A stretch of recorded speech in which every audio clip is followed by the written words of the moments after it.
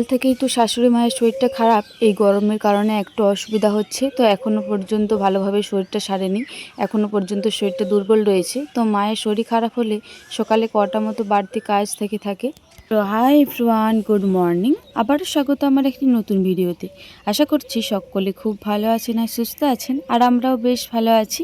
আজ হলো মঙ্গলবার, এখন ঘড়ির কাঁটায় ওই 5টা 20 মতো বাজবে। এখন থেকে আজকের ব্লগটি আমি শুরু করছি।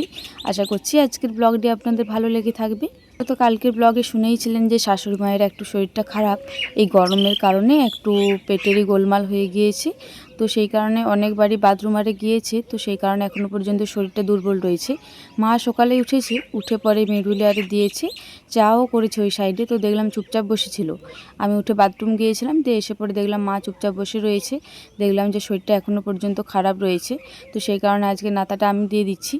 শাশুড়ি মায়ের যদি এরকম শরীর খারাপ হয়ে থাকে বা কোনো যদি আত্মীয়দের বাড়ি যেয়ে থাকে, সকালে এই কটায় বাড়তি কাজ থেকে থাকে, এই নাতাটা দেবো। তারপরে যদি ওইদিকে এখনও সারটা না ফেলানো হয়েছে, সারটা ফেলিয়ে দেবো, গোয়ালটা ঝেঁটিয়ে দেবো, তারপরে বাসি ঘর ঝাড়পাট দিয়ে ওই চাটা করে দেওয়া।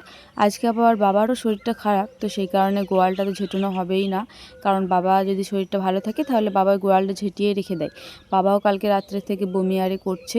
3 থেকে 4 দিন আগে পর্যন্ত ওয়েদারটি বেশ ভালো ছিল, তবে এই 3-4 দিন এতটা পরিমাণে গরম পড়েছে, এই গরমটার জন্যই মানুষগুলোর শরীরটা প্রচণ্ড পরিমাণে খারাপ হয়ে যাচ্ছে। তো যাই হোক, এইদিকে আমার নাতা দিয়া পুরোটা কমপ্লিট হয়ে গিয়েছে মাটির ঘরটা।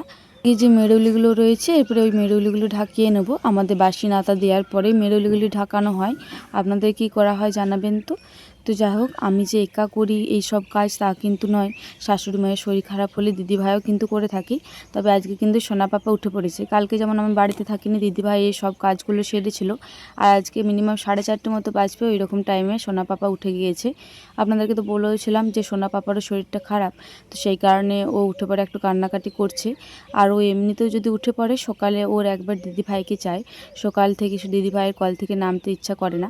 আর সোনামা যেহেতু ঘুমাচ্ছে, আমার তো সেরকম কোনো কাজ নেই, তো সেই কারণে একটু সকাল সকাল উঠেছি। মিনিমাম ওই 5টা 15 মতো বাজবে, ওই রকম টাইমে উঠেছিলাম। যাই হোক, এই দিকেও এক সাইডে মেরুলিটা দেওয়া ছিল, এই মেরুলিটাও ঢাকিয়ে দিলাম। আমি ভাবলাম হয়তো রাস্তাতেও একটা দেওয়া রয়েছে, তো দেখলাম যে না, রাস্তাতে কোনো রকম মেরুলি দেওয়া নেই। তো যাই হোক, এবারে নাতার বালতিটা ধুয়ে নিই। ওই দিকে দেখলাম এখনও গোয়ালটা ফেলানো হয়নি, সারটা আর সব কিছু ফেলিয়ে দিয়েছে, এখনও গোয়ালটা ঝেঁটাতে রয়েছে। তো আগে নাতা কানিটা রেখে দিয়ে আর নাতার বালতিটা রেখে দিয়ে পরে তারপরে ওই গোয়ালটার দিকে ঝেঁটাতে যাব। বাবা মনে হয় ভোর উঠেছিল, ভোর উঠে গরু বার করে দিয়ে গোবর ফেলে দিয়ে গেছে। আর হয়তো এই গোয়ালটা ঝেঁটোতে পারেনি, শরীরটা খারাপ লাগছিল হয়তো, তারপরে হয়তো আবার শুয়ে পড়েছে। তো যাই হোক, এইদিকে আমি এটা ঝেঁটিয়ে নিই ততক্ষণকে। এখন নাইটি পরে খুব একটা সচরাচর বাইরে বেরোই না, তবে এই এক সকাল বাইরে কেউ নেই সেই রকম, আর এই বাসি নাইটিটা পরে এই সব কাজ আমার করতে ভালো লাগে। আমার যদি কাপড় আজাড়ার পর এইসব কাজ করতে হয় তাহলে খুব একটা ভালো লাগে না। তো সেই কারণে বাসি কাপড়টা পরেই আজকের এই সব কাজগুলি করে নিচ্ছি, তারপরে কাপড় চেঞ্জ করব। নাহলে এইসব কাজ করার পরে মনে হয় কাপড়টা আবার চেঞ্জ করি, কারণ ভিজে যায় বা কোনো ময়লা আরে লেগে যায়। সোনামা যেহেতু আছে, তো সেই কারণে বিশেষ করে এইরকমটা মনে হয়। তো যাই হোক, আমার ঝেঁটিয়ে সব কিছু এক জায়গায় করে নিয়েছি। এই ধামাটিতেই কুড়িয়ে রেখে দেবো, এই ধামাটিতেও অল্প পরিমাণে ময়লা ছিল। যাই হোক, গোয়ালটা পরিষ্কার করা পুরো কমপ্লিট হয়ে গিয়েছে, জায়গা মতো ঝাঁটাটি রেখে দিলাম। এরপরে বাড়ির দিকে যাই, কারণ এখনও পর্যন্ত দালান পিঁড়েটা ঝেঁটোতে রয়েছে। মা বললো যে আমি গোয়ালটা ঝেঁটিয়ে নিচ্ছি, তুই দালান পিঁড়েটা ঝেঁটিয়ে নে। তো আমি বললাম যে না না, তোমার শরীরটা খারাপ, তুমি তো প্রত্যেকদিনই করে থাকো, আমি না হয় একদিনটা করেই দিই। তো যাই হোক, এইদিকে এখনও পর্যন্ত সোনামা ওঠেনি, আর এখন ঘড়ির কাঁটায় মিনিমাম ওই 6টা মতো বাজবে। সকালে উঠে পরে এই কাজগুলি করতে কিন্তু বেশ ভালো লাগে, তবে আমি প্রত্যেক দিন ভোরবেলায় উঠে ভয়েসটা দিতে চাই, তো সেই কারণে এইদিকে আর আসা হয় না। আর ভয়েস দিতে না গেলেও, যখন আমার ভয়েস ওভারের কাজ থাকেনি তখনও কিন্তু আমি ভোর ভোর উঠতাম না, যেহেতু শাশুড়ি মাই কাজ বাগিয়ে থাকে। তো সেই কারণে মিনিমাম 6টা 6:30 মতন টাইমে উঠতাম। এর সাথে কথা বলতে বলতে এইদিকে আমার দালান পিঁড়েটা পুরোটাই ঝেঁটানো কমপ্লিট হয়ে গেল। তবে মা উঠে পড়ে এই মাটির ঘরের উঠোন পিঁড়ে সব কিছুই বাসি ঘর ঝাঁটপাট দিয়ে দিয়েছে, আর ওইদিকে চারও করে দিয়েছে। তো সেই কারণে আমি আর ওইদিকে গেলাম না, একেবারে এইদিকে দালান পিঁড়ের থেকে ময়লাগুলো বার করে পরে এই রাস্তাটা ঝেঁটিয়ে নিচ্ছি। আমার যদি যেয়ে পরে দেখি যে উঠে গেছে, তাহলে তার কোনো কাজই করা যাবে না। আর যদি না উঠে, কালকের অনেকগুলোই কাচাকুচি রয়েছে, বাইরে গিয়েছিলাম, তো ওগুলোই কমপ্লিট করে নেব। বেরোনোর পরে রুমের মধ্যে যেয়ে দেখলাম যে না, সোনামা বেশ এখনও পর্যন্ত ঘুমাচ্ছে। তো সেই কারণে আমি কাচাকুচি করে নিয়ে একেবারে চলে এসেছি। বেশ অনেকগুলো কাচাকুচি ছিল, তো সেই কারণে একটু বেশি টাইম লেগে গেল। কালকে যেহেতু বাইরে গিয়েছিলাম, আমার সোনামায়ের পাপার বেশ কটা কাচাকুচি ছিল। পাপোশগুলি বেশ কিছুদিন হলো যে ধোয়া হয়নি, আর যেহেতু দুদিন বাড়িতেও ছিলাম না, তো সেই কারণে একেবারে ভাবলাম ধুয়ে দিই, নোংরাও হয়েছিল। এগুলো খুব একটা যে ভীষণ ময়লা হয় তা কিন্তু নয়, শুধুমাত্র ধুলো বেরোয়। ওই ধুলোটার কারণে রুমে আরও যেন বেশি ধুলো লাগে, তো সেই কারণে মাঝে মধ্যে ধুয়ে দিই। আর এইদিকে আমাদের তিনজনকার জুতোগুলো ভালো করে পরিষ্কার করে ওই রোদে দিয়ে দিলাম। সব জামা কাপড়গুলি একেবারে ছাদেতে নিয়ে চলে এসেছি। ভাবলাম যে সব জামা কাপড়গুলি ছাদেতে দেবো, তবে যেগুলো পাতলা পাতলা রয়েছে, ছোট ছোট রয়েছে, এগুলো ছাদেতে দিলে যদি বাতাস দেয় না, আবার পড়ে যাওয়ার ভয় থাকে, তো সেই কারণে ভাবছি একটা দুটো নিচেতেও দিয়ে দেবো। তো যাই হোক, ওই সাইডে কটা মতো দিয়েছি, আর এই সাইডে সোনামায়ের পাপার একটা ভালো জামা আর আমার ভালো ব্লাউজ, ওই দুটো ভালো করে ধুয়ে পরে দিয়ে দিলাম। ওগুলো যেহেতু জলটা নিকটায়নি, জলটা সহই ধুয়ে দিয়েছি, তো সেই কারণে ওই তাড়াটিতেই দিয়ে দিয়েছি। আর এই সাইডে ছোট ছোট কটা মতো জিনিস রয়েছে, এগুলো এই সাইডেতে মেলে দিই। এই সাইডে বেশ ভালো মতো রোদ্দুরটা আসে, তো সেই কারণে ওই সাইডে দিয়ে দিলাম। আর ওই যে বালতিতে কটা মতো জিনিস রয়েছে, ওগুলো এরপরে যেয়ে পরে নিচেতে মেলে দেবো। তো দাঁড়ান, ওই গামলাটিতেও বেশ অনেকটা জল জমেছিল, ওই জলটা ওই সাইডে ফেলিয়ে দিলাম। এরপরে নিচেতে যেয়ে এগুলো না হয় মিলে দিই। ঘড়ির কাঁটায় ওই 8টা 40 মতো বাজছে। এই মুহূর্তে সকালে যে চাপের কাজগুলো থাকে ওগুলো মোটামুটি কমপ্লিট হয়ে গিয়েছে। আর আজকে ঘরটাও ধুয়ে নিয়েছি। আজকে কিন্তু মুছিনি, আজকে একদম জল দিয়ে ভালোভাবে ধুয়েছি, যেহেতু বেশ অনেক দিনই ধোয়া হয়নি, তো সেই কারণে আজকে জল দিয়ে একটু ভালোভাবে ধুয়ে নিয়েছি। কিন্তু এখনও পর্যন্ত যেহেতু স্নান করা হয়নি, তো সেই কারণে রুমটা ধোয়ার মিনিমাম 5 থেকে 6 মিনিট পরেই রুমটা শুকিয়ে গিয়েছে। একটা দুটো জায়গায় একটু ভিজে ভিজে রয়েছে, তবে বেশিরভাগ জায়গায় শুকিয়ে গিয়েছে। এদিক থেকে আমাদের সুবিধা হয়, কারণ সোনামা তাহলে মানে খেলতে আরে পায়, সোনামা সোনা বাবা দুজনেই, ওদের ঠান্ডা লেগে যাওয়ার খুব একটা ভয় থাকে না। তো সেই কারণে বিশেষ করে সকাল করেই ধুয়ে নিয়েছি। এই সময়টাই সোনামা একটু বাইরে থাকে, ওর পাপার কাছে রয়েছে। তো যাই হোক, ওইদিকে ভাত চাপানো হয়ে গিয়েছে, এবারে ভাতটা নামিয়ে আস্তে আস্তে তরকারি আর চলুন আবারও পরে দেখা হচ্ছে। আর সব কিছু বাগিয়ে চুলটা ভালো করে আঁচড়ালাম, কী যে আরাম লাগছে কি বলবো। এই গ্রীষ্মকালে সকাল সকাল যদি চুলটা একবার আঁচড়ে নেওয়া হয়, যেন শরীরটা আরাম লাগে। তো সকাল থেকে সেরকম সময় পাইনি বলা ভুল হবে, সময় চুল ছাড়াতে বেশিক্ষণ লাগে না, তবে সেরকম আর মানে এনার্জি থাকেনি। মনে হচ্ছে সব কিছু বাগিয়ে নিই, তারপরে নিজেকে ফ্রেশ করব। এই মুহূর্তে বেশ ফ্রেশ লাগছে। তো যাই হোক, চলুন আবারও পরে দেখা হবে। রান্নার মধ্যে শুধুমাত্র আমি ভাতটাই চাপিয়েছিলাম, তারপরে দিদিভাই বাদ বাকি সব কিছু করে নিয়েছে। ভাত নামিয়েছে, আলু পোস্ত করেছে, মটরে কুমড়োতে আলুতে ডালটাও করে নিয়েছে। এই মুহূর্তে আলুতে কালাতে ভাজাটা চাপিয়েছিল, তো সোনা পাপা উঠে গিয়েছিল। সোনা পাপা উঠে কান্নাকাটি করে, তো সেই কারণে দিদিভাই একবার ব্রেস্ট ফিডিং করাতে গেল, তাহলে মুডটা বেশ ভালো হবে। তো ততক্ষণকে আমি এইদিকে আলুতে আর কাল্লাটা ভেজে নিচ্ছি। এই আলু কাল্লা ভাজা যদি এইরকমভাবে মুচমুচ করে ভাজা হয়, আর যদি এই আঁচে ভাজা হয়, তাহলে তো খেতে দুর্দান্ত লাগে। একটা আলু বেশ ভালো মতো দেখলাম যে হয়ে গিয়েছে, আর ভাজাটাও বেশ ভালো মতো হয়ে গিয়েছে, হালকা খরা খরা। এরপরে নামিয়ে দেবো।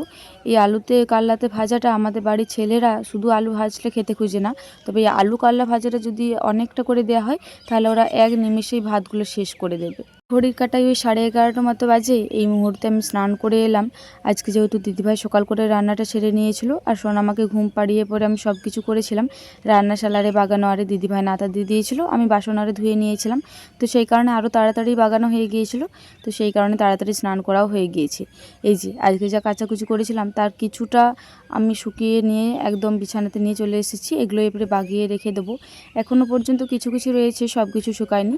একটা দুটো এখনও আধ ভিজে রয়েছে, ওগুলো বাইরে রয়েছে। এগুলো শুকিয়ে নিয়ে চলে এসেছি, তো এগুলো ভালো মতন গুছিয়ে নিলাম।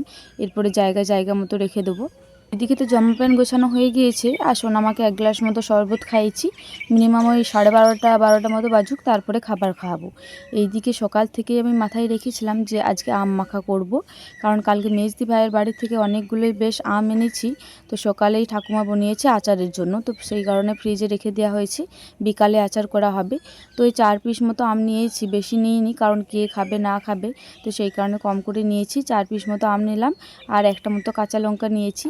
আমি আর দিদিভাই খাবো এইটুকু শিওর, তবে সোনামায়ের পাপা যদি বাড়ি আসে ও খাবে। আমরা 3 জনা খাবো এইটুকু জানি, তবে ভালো লাগবে না লাগবে, তো সেই কারণে কম করেই করছি। আর এদিকে অল্প মতো বরফও দিচ্ছি, খুব একটা বেশি বরফ ছিল না, ওই 1 টুকরো 2 টুকরো মতো ছিল, ওগুলোই দিয়ে দিলাম। আর যেহেতু আমগুলো ফ্রিজে ছিল, ঠান্ডায় রয়েছে, তো সেই কারণে খুব একটা দিলাম না।